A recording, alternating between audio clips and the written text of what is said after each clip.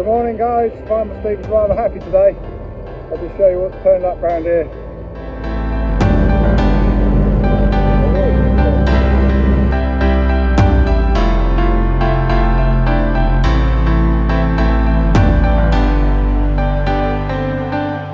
Good morning guys, Farmer Steve's rather happy today.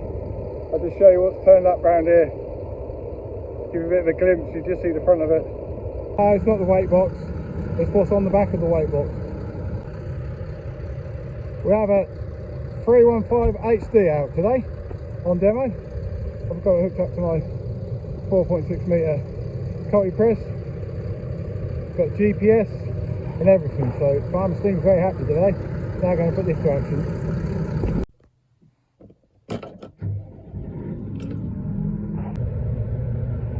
Alright guys, here we are. I'm now in this tractor. It's a very rough field because the ground is so hard and dry, but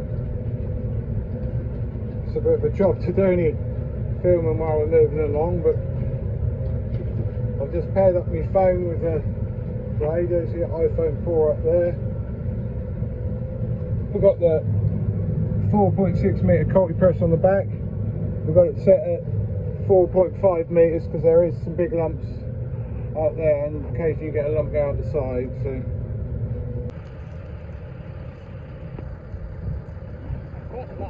yeah, the 3 blue powers, the 260, no, the 270 on the right, the 315 in the middle, and the 260 on the left.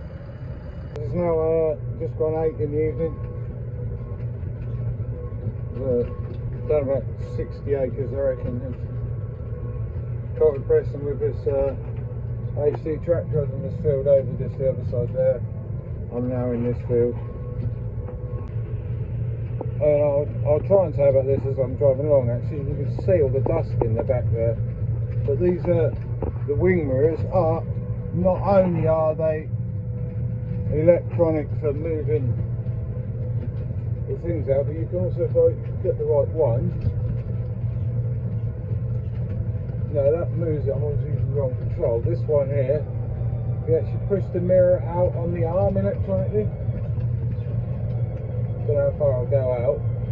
So if you've got something wide or something on, so that's right out, and you just put it the other way and put it right in. So I think that's a good idea. Get it right in. There we go. Well, it's now about 10:40 it is. 10:40 over there. You see all this dust in the air, just how dry this soil is. I've got all my lights on now, obviously being that late. We've got all the light, this is 360 light all the way around the side, right round the back, and then back all the way round the other side, back to front, 360 degrees. And I haven't got my these ones up here, I haven't got them on. I prefer not to have them on because I think they shine down on the bonnet and it reflects back on your eyes. I find that a bit bright. So no, it's got good lights on, and it's got some lights on the front of that weight as well, which is good. So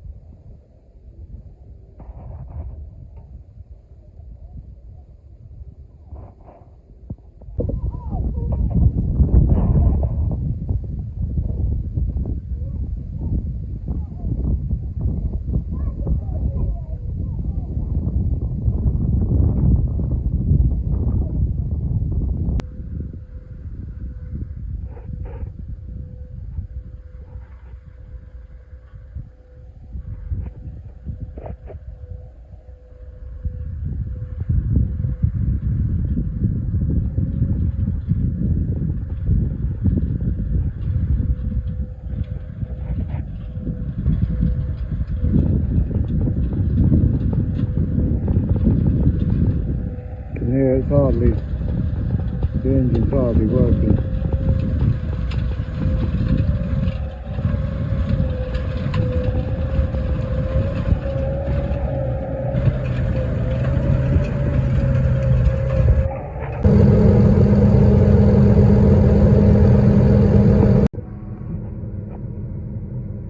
waiting for it to load. It does take a long time to load, for the screen to load, so you can operate anything. You can operate the forwards and reverse, but any spool valves or anything, you have to wait a long time for that to load. But this is the steering wheel with this cluster in the middle, and you can see the steering wheel turns around the outside of it. I think it works really well. I don't catch my fingers at all in here or anything like that, and it's got everything on it. If I put my foot on the clutch now, you can see it's giving you the revs, and then it's got F1, F2, F3 over here, which range you're in at the moment. I'm in F1 going, well, set at 8.6k, and obviously I've just stopped for a few seconds just to show you a bit why, because it's just so rough when moving along. And here we've got the screen, which is made big improvements on these screens. It is a lot better. The graphics a lot better, and also the bibbing noise for, like, let's just engage the GPS so you can hear the noise. There's a lot more refined sound. That's engaging, and that's disengaging. And I've got the headland management programmed in on this button here, which basically all it does, it lifts the sumos in the ground. So if we press this button here, I'll do step 1, which lifts it out. Then you turn around the headland, and then step 2 re-engages the GPS. So if I press that, that's now the GPS is now engaged.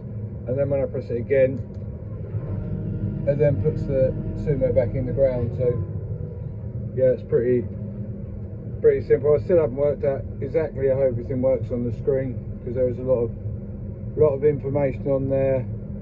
You got info tabs like the lights, revs, all the valves, and all that sort of thing. And info 2, you've got things on there like how many hours the engine's done. So you've got a front camera on the front, which is behind that weight there.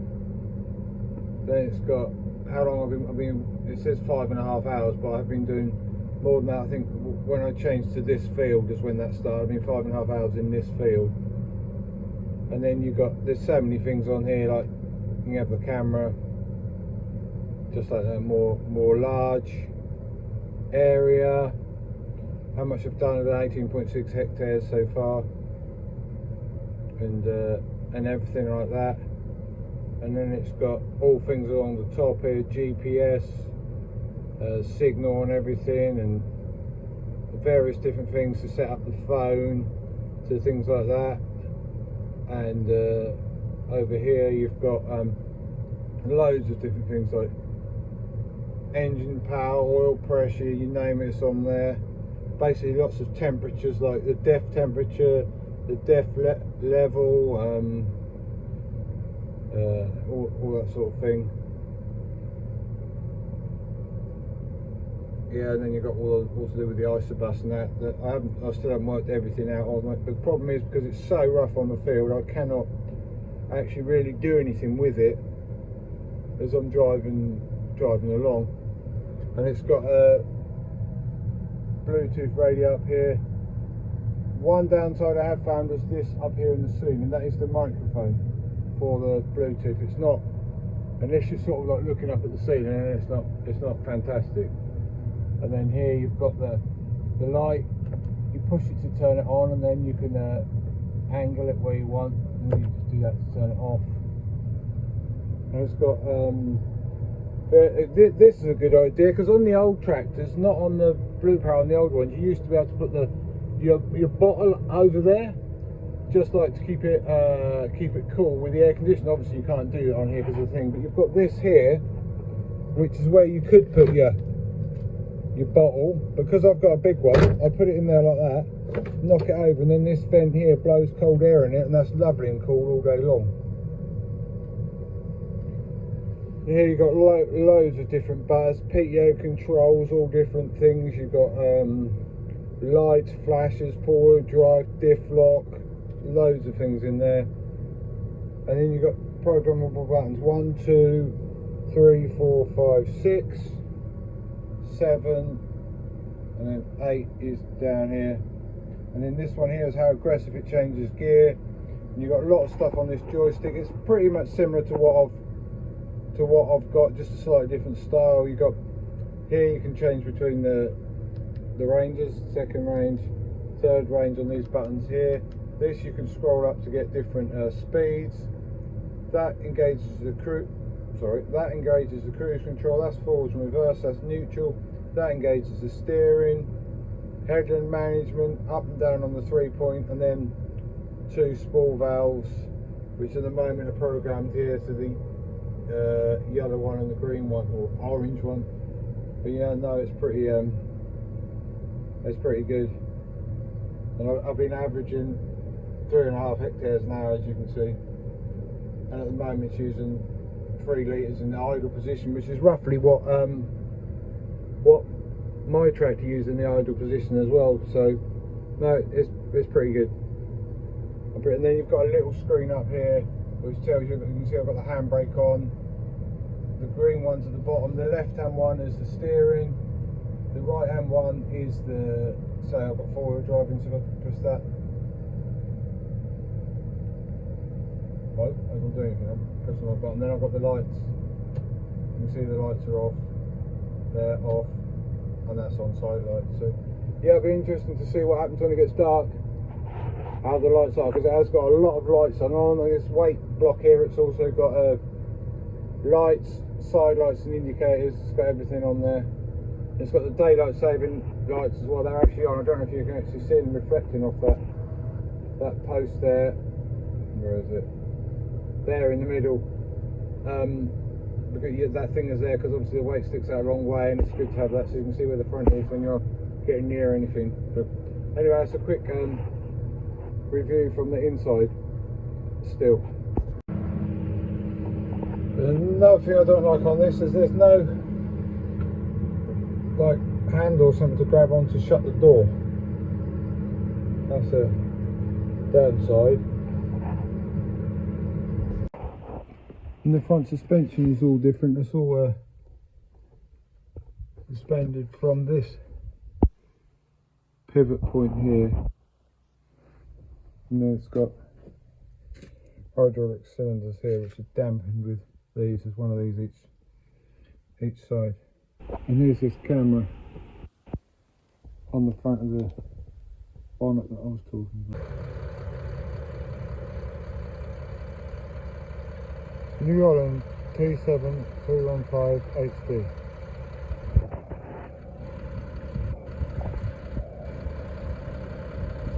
I've just cleaned it down, it's ready to go back for tomorrow. They come to pick it up tomorrow morning. So we just have a quick look under the bonnet of the engine. There's quite a lot of space above that engine. I've got the engine right down there.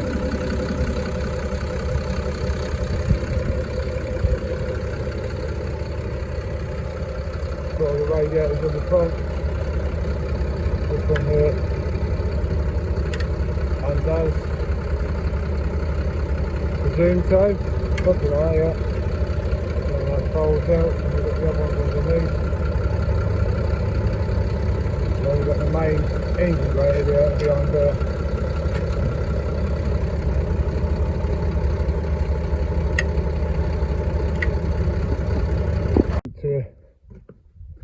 It's like a trailer socket here, and then you've got a switch here somewhere on the side where it says work lights on and off, so you can turn them off. And here you've got controls for the up and down the front, and for the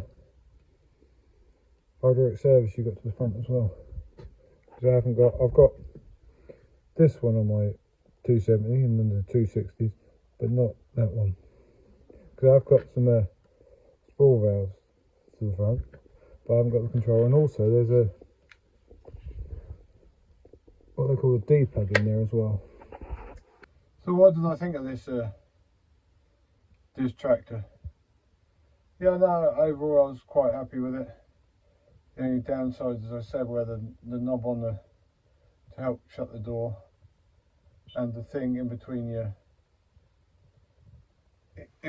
where you put your feet on the ground. That no, I'm not actually in this tractor now. That tractor's gone back. I'm in one of our RN260s, but yeah, they were the downsides. And the other thing I found about the screen, we previously, I think this is in IntelliView 4 we got in these tractors, and they're now in IntelliView 12. That's a massive jump. I don't know if there was 5, 6, 7, 8, 9, 10 and 11 in between, but on different tractors. So just shut this tractor up. Yeah, so, but no, I was impressed with it. It was far too big for what we need.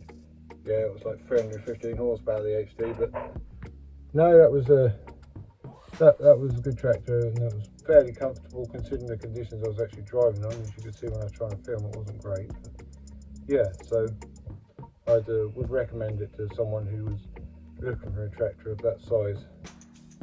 It's just too big for us. I don't like the HD part of it, because they do a 275 HD, which should be more our size, but it's just too heavy. We don't need that. When I'm doing my drill work, I put my big wide flotation tyres on the compaction. Well, I don't want extra weight in the first place, but no, it's definitely a good tractor for farms that need that size tractor. So anyway, I hope you enjoyed this video review on the New Holland Blue Power HD 315. Thanks for watching, guys. Don't forget to subscribe, put thumbs up, and write some comments down below in where this video is. Yeah, so thanks for watching. Cheers. Bye bye.